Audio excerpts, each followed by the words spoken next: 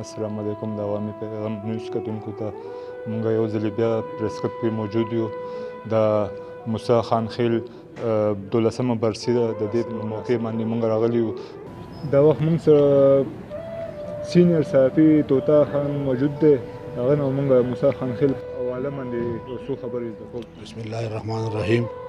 زه ستاسو ډېر زیاته شکریه ادا کوم د عوامي پیغام نیوز. دا نن 12مه برسي وه د عیسی خان خیل چې هغه شهید شو په مټه کې. هغه یو ډېر دون او تکړه صحافي و.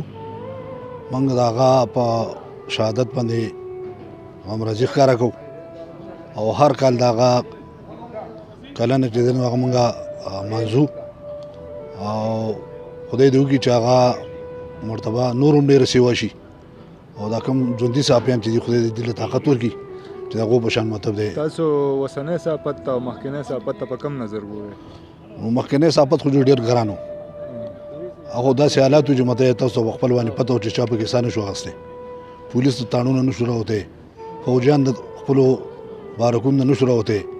خو دا د سوات صحافیانو ته یو اعزاز حاصل دی چې د سوات یو صحافي دی هغه په دې حالات کې د سوات نه نه دی وتی، دلته یې مقابله کړې ده او دا ټول حالات ټولې دنیا ته ښوولي دي چې بهی دا د پوزیشن دی. که دا صحافیان نه وی نن به دا سوات نه و.